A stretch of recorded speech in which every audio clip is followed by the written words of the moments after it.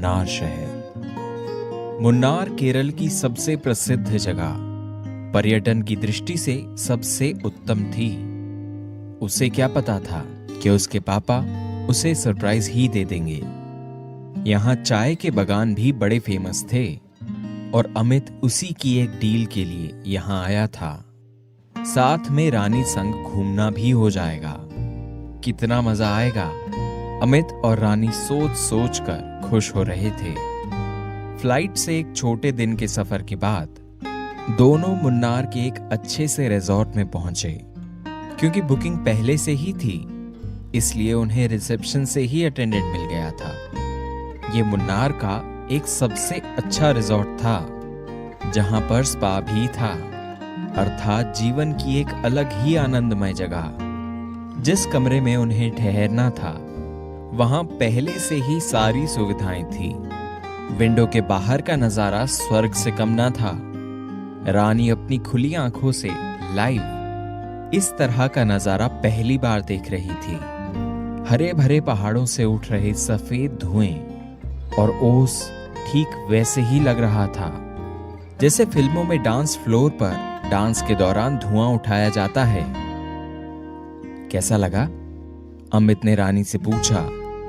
कैसे बताऊं, बस महसूस कर रही हूं। कभी सपने में भी नहीं सोचा था जहाज में बैठकर आसमान की सैर करूंगी और जन्नत जैसी जगह पर जाऊंगी। थोड़ा आराम कर लो, शाम हो चुकी है। उसके बाद हम डिनर के लिए बाहर जाएंगे। ठीक है। नहाने धोने के बाद दोनों ने ब्लैक टी का आनंद लिया और फिर दोनों सो गए। जब उनकी नींद खुली तो रात के 9 बज गए थे। कजरी, अरे उठ भी जाओ, देखो 9 बज गए।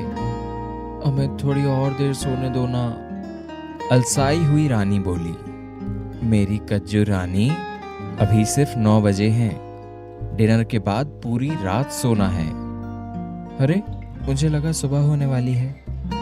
अब जल्दी से तैयार हो जाओ, बाहर चलते हैं। ठीक है, बस 5 मिनट में आती हूँ। जब रानी बाहर निकली तो अमित उसे देखता ही रह गया। रानी बहुत खूबसूरत लग रही थी। अमित ने केजरी को तुरंत अपनी बाहों में भर लिया और उसके माथे पर चूमते हुए बोला, मुझे लगता है आज बिना डिनर किए भी चल सकता है। जल्दी चलो, नहीं तो सच में बिना खाना खाए सोना पड़ेगा। और फिर मजाक मस्ती करते हुए जब अमित और रानी मुन्नार शहर में दाखिल हुए तो उस समय 10:30 बज रहे थे। उन्होंने एक गाड़ी किराए पर ली थी और उनके बहुत अच्छे होटल के चक्कर में रात के 11 बज चुके थे। उसके बाद वो जिस रेस्टोरेंट में पहुंचे वो बंद हो चुका था। हर जगह उन्हें क्लोज्ड का साइन बोर्ड दिखाई दिया। इसका साफ मतलब था कि इन्हें कहीं भी खाना नहीं मिलने वाला। थक हार कर अमित ने एक जगह गाड़ी रोकी और हैरान परेशान रानी की तरफ देखने लगा। रानी भी अमित को देखने लगी और दोनों एक दूसरे को देखकर हंसने लगे। खूब ठहाके लगाकर हंसे, पर अगले ही पल दोनों को महसूस हुआ कि पेट में चूहे दौड़ रहे हैं। बिना खाए तो नींद नहीं आएगी। रानी बोली, सब मेरी खातिर हुआ है। नहीं नहीं, तुम्हारी गलती नहीं, मुझे ही ध्यान रखना चाहिए था।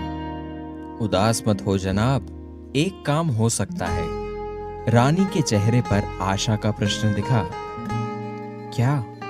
हम यहाँ से रिजॉर्ट की तरफ चलते हैं। रास्ते में खाने की कोई भी दुकान मिली तो वहां से हम कुछ भी खरीद के खा लेंगे, अच्छा या बुरा का कोई भेदभाव किए बिना। हाँ, तुमने सही कहा। चलो, हो सकता है कोई स्ट्रीट फूड का ठेला या दुकान खुला हो। और फिर अमित ने गाड़ी मुन्नार शहर की सड़कों पर दौड़ा दी, पर उन्हें कुछ भी नजर नहीं आया। तभी उन्हें सड़क पर एक आदमी दिखा। दादा, हमें भूख बहुत लगी है, पर यहाँ सड़क पर सब बंद हो गया है। क्या कहीं कुछ खाने को मिलेगा? इतनी रात को? बूढ़ा दादा मुस्कुराते हुए बोला, यहाँ तो मुश्किल है बेटा।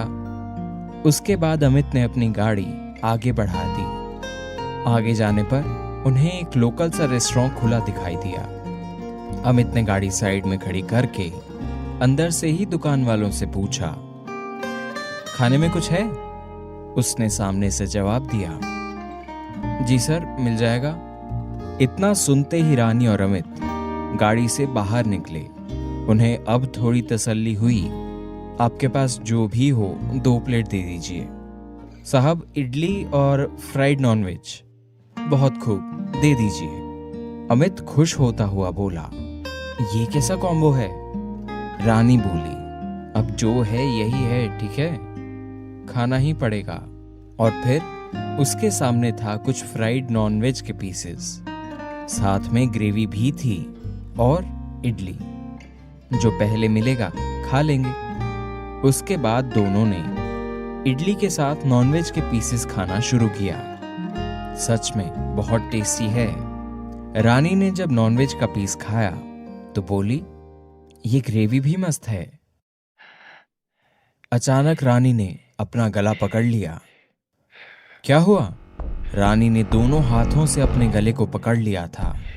पलक झपकते ही उसकी आंखें लाल हो गई और मुंह से लार टपकने लगी। माथे और हाथ की नसें साफ साफ दिखने लगी। क्या हुआ तुम्हें? अमित घबरा गया और दुकान वाले को गाली देते हुए बोला, क्या खिला दिया तूने?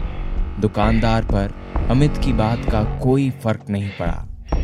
वह बस अपनी धुन में कुछ गाना गा रहा था जो किसी को समझ भी नहीं आ रहा था। इधर रानी की आंखें उबलने लगी थी। ऐसा लग रहा था जैसे कोई उसका गला घोट रहा हो। क्या हुआ? बोलो ना, क्या हुआ? कुछ अटक गया क्या? अमित रानी की पीठ को सहलाता हुआ बोला। अमित ने दोबारा दुकानदार को गाली दी और जब उसकी तरफ देखा तो दुकानदार वहां से गायब था। वो हैरान हो गया। उसे कुछ समझ नहीं आया। उसने उसी पल रानी को अपनी बाहों में लिया। आगे बढ़ा ही था कि दुकानदार सामने नजर आया और अजीब सी शक्ल बनाकर डरावनी नजरों से अमित को देखते हुए कहा, ये मरेगी, ये अब मर ही जाएगी। तूने ही कुछ किया है, जरूर कोई बात है। तूने खाने में क्या दिया है? हाँ? दुकानदार हंसता हुआ बोला, ये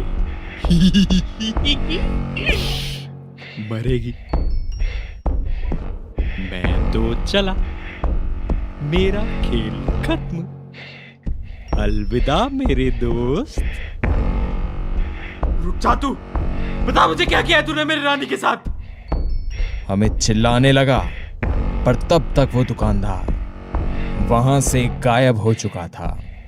अमित ने रानी को संभाला और गाड़ी में लेटाने लगा। उस समय जब उसने रानी को देखा तो उसके होश उड़ गए। रानी के मुंह से झाग निकल रहा था। उसने अपने दोनों हाथ ढीले कर दिए थे। आंखों की पुतलियां उलट गई थी। अमित बहुत जोर से चिल्लाया, क्या हुआ? और अचानक अमित की आवाज सुनकर रानी की भी नींद खुल गई। अमित की आंखें लाल थी। उसने रानी को देखा। रानी तो उसके बगल में ही ठीक ठाक थी। अमित थर थर कांप रहा था। उसने रानी को जोर से पकड़ लिया और बोला, तुम ठीक तो हो ना? तुम्हें कुछ नहीं होगा। लगता है आपने कोई सपना देखा है। रानी अमित की पीठ को सहलाते हुए बोली। अमित थर थर कांप रहा था। उसे ऐसा लगा जैसे रानी उसे छोड़कर चली गई। पर वो दोनों तो अपने कमरे में थे और घड़ी की सुई में रात के 2 बज रहे थे। रात को 2 बजे से लेकर 3 बजे तक दोनों को नींद नहीं आई। पर उन्हें अभी और सोना था। वो बहुत थके हुए थे, इसलिए नींद जरूरी थी। करीब 3:10 पर वो पुनः सो गए और जब कजरी की नींद खुली तो उसने अमित को वहां नहीं पाया। रानी हड़बड़ा कर उठी और आवाज लगाई, अमित, पर उसे कोई जवाब नहीं मिला। उसने बाथरूम देखा, अमित वहां भी नहीं था। फिर उसने अचानक घड़ी की ओर देखा तो सुबह के 8:30 बज रहे थे। रानी ने अपना सिर पकड़ लिया और मुस्कुराती हुई खुद से बोली, शायद नीचे गए होंगे। वो वापस बेड पर आई तभी उसने बेड के सिरहाने पर रखे मोबाइल को चेक किया तो अमित के नंबर से एक संदेश था। वो रानी के नाम एक पत्र था। देर रात तक जागने की वजह से सुबह देर तक नींद लगाना स्वाभाविक है। जब मैं सुबह उठा तो उस समय 6 बज रहे थे, जबकि सुबह 7 बजे तो मुझे मीटिंग के लिए निकलना था। तुम्हें जगाना उचित नहीं समझा, क्योंकि तुम एक खूबसूरत गुलाबी नींद में सोई हुई थी। तुम्हें छोड़कर जाने का मन बिल्कुल नहीं था और तुम्हें जगाना मुझे अच्छा नहीं लगा। तुम सोती हुई और भी हसीन लगती हो। आज पता चला तुम सोए सोए मुस्कुरा रही थी, ऐसे जैसे तुम कह रही हो, जान जल्दी आना, देर मत करना। और फिर मेरा जाना जरूरी भी तो था। मेरा मन किया कि मैं तुम्हारे गुलाबी गालों पर एक किस करूं, पर कदम इस डर से रुक गए कि तुम्हारी नींद ना खुल जाए। तुम्हारी नींद थोड़ी कच्ची होती है, उठ जाओगी तो परेशान हो जाओगी। सुंदर होठों को जोड़े एक एक के साथ चिपक कर सोए थे। मैंने उन्हें अलग नहीं करना चाहा।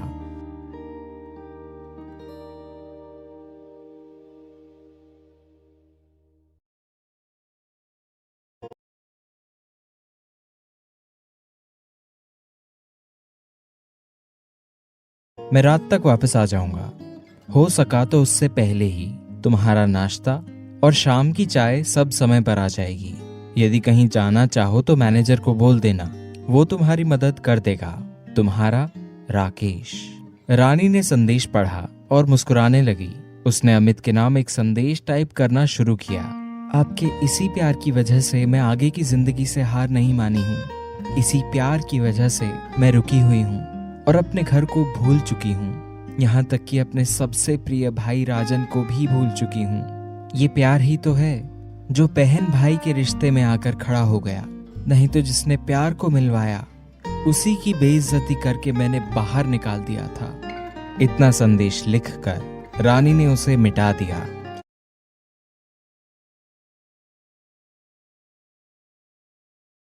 और बस लव के इमोजी भेजकर ऑल द बेस्ट लिख दिया।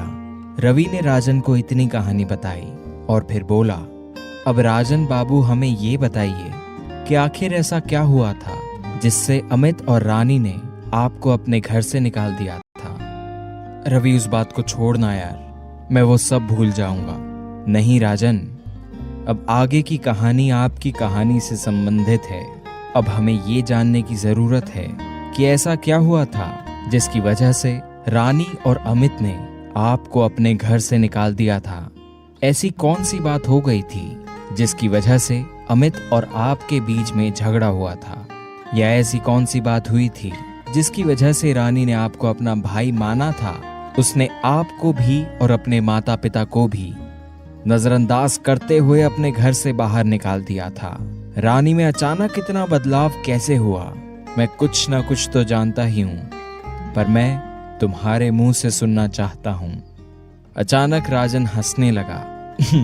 मेरे भाई रवि, बदलाव हुआ या नहीं ये तो मैं नहीं जानता, पर जिस दिन रानी के बापू बौखला कर मेरे घर आए थे और मुझ पर इल्जाम लगाने लगे कि सब तुम्हारी वजह से हुआ है, तुमने ही मेरी बेटी की जबरदस्ती शादी करवाई, नहीं तो आज मेरी बेटी अच्छे से मेरे पास होती, उन शैतानों के पास नहीं होती। शैतानों से? रवि बोला, ये तो मुझे नहीं पता, पर काका ने मुझे बहुत सुनाई और सब कुछ बताया कि किस तरह अमित के मम्मी पापा ने उन्हें बिना रानी से मिले घर से बाहर निकाल दिया था। काका की बात पर मुझे बहुत गुस्सा आया और मैं तुरंत शहर अमित के घर पहुंचा और मैंने जाते ही वहां का जो नजारा देखा वो कुछ ठीक नहीं था। मुझे अपनी आंखों पर भरोसा नहीं हुआ। क्या मतलब? रवि चौंकते हुए बोला। मैंने देखा अमित रानी को पीट रहा था और वो